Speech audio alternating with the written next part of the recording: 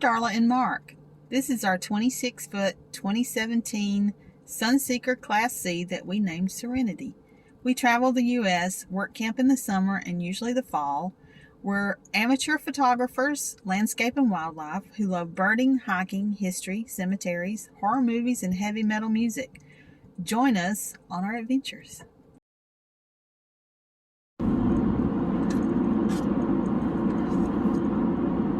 Good morning, y'all. We're headed today from Devil's Tower, Wyoming to Casper, Wyoming. It was about a 3.5-hour drive, and we're approximately an hour and 45 minutes away. So we've been on the road for a little bit this morning. We were on the interstate for a while. We're off the interstate now, and I will try and put some footage in of this road because it's really pretty. It's a lot of cattle farms and sheep, or cattle ranches, I guess I should call it, and sheep farms. We learned quite a bit about the battles between those two in the Wild West days when they were settling this part of the country. Cattle ranchers did not like the sheep farmers moving in, and there was quite a lot of dirty hijinks going on back then. They also didn't like the fences. It was open range in those days.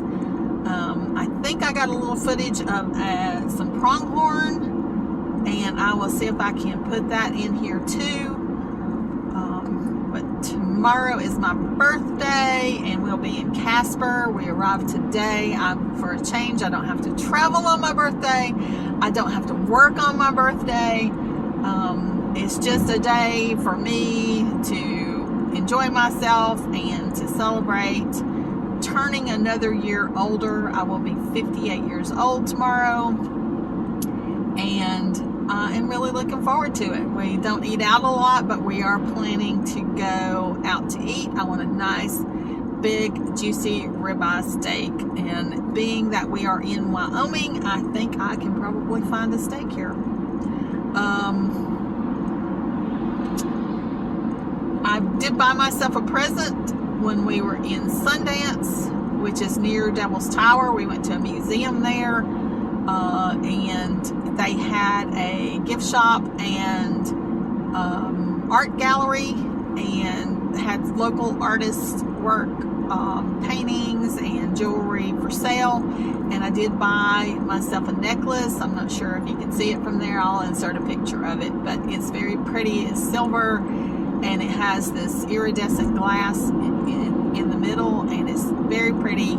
I fell in love with it when I saw it, and so my mother-in-law had given me money, which she always does, for my birthday. She gave it to me before we left Alabama, and so you could technically say she bought me this necklace for my birthday. So what I spent my birthday money on, and it's very pretty. Was made by a local artist. It's silver, and so I'm very happy with that. My little birthday present, and we are going out to eat, like I said, and we've got a lot of stuff on our list to do in Casper. It is Memorial Day weekend, so things may be really packed and really crowded, but we're going to fit in as much of that in as we can, and I'll take you along on as many of those adventures as I can.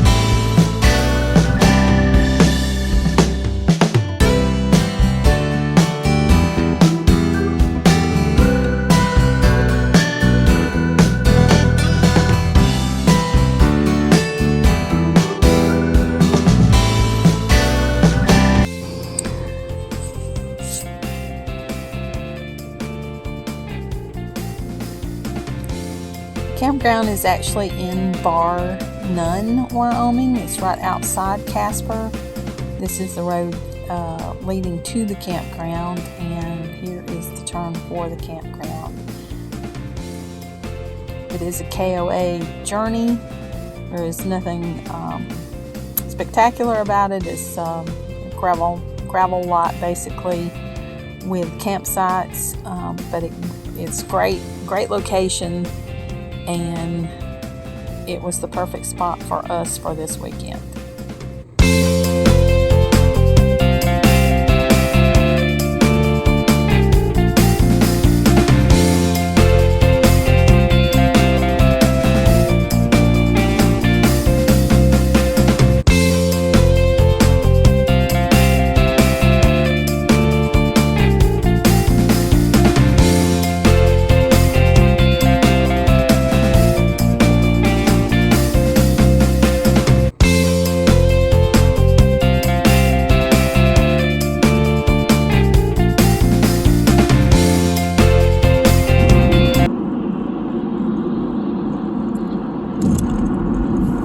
Just a tiny bit of fog this morning in Casper, Wyoming.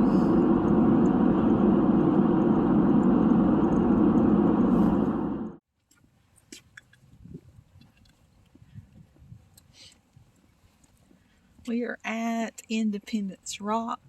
This was a stopover halfway on the Oregon-California trail that came through here.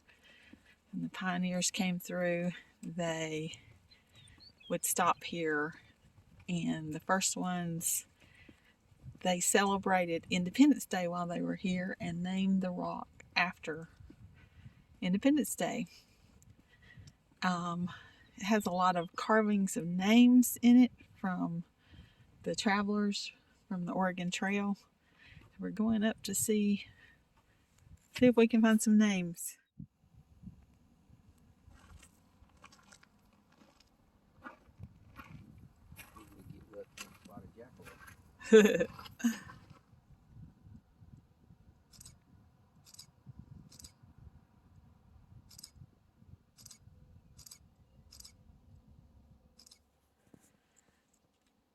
There is a trail that comes around.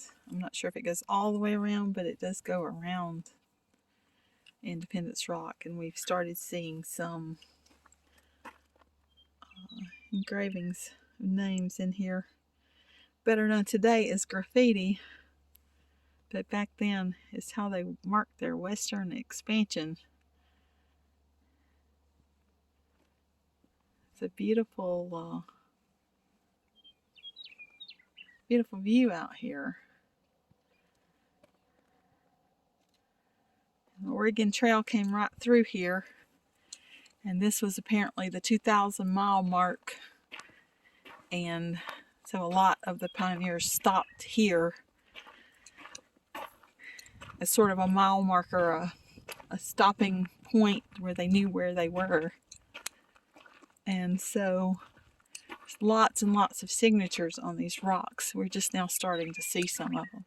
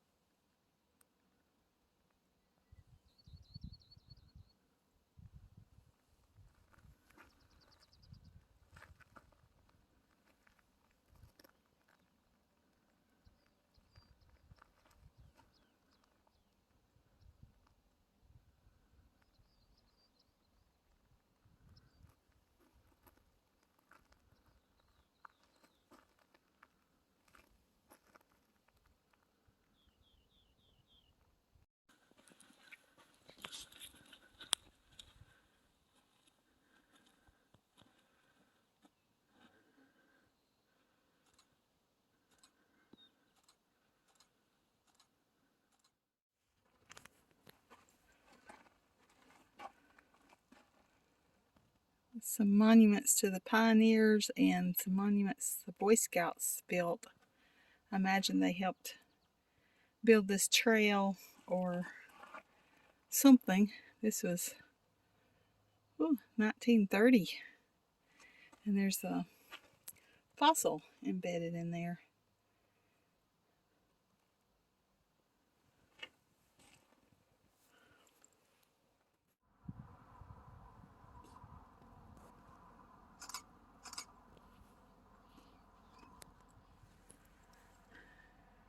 So this is considered a state historic site, but there's no fee to get in. You stop at the rest area, and then there's a trail that comes down to the rock. And as you can see, the paved trail goes off to the left of the rock, and then there's a gravel trail that goes off to the right of the rock. We walked all the way around it. It took us about an hour and a half. But if you just want to see the markers, there's a fenced area. If you go down the paved site, fenced area begins right at the end of the paved site, has the historical markers and such on it. But we walked all the way around it. It's a good little walk, but we stopped lots, of course, too. But there is no fee for this one, and it's well worth the walk around. And the scenery is gorgeous.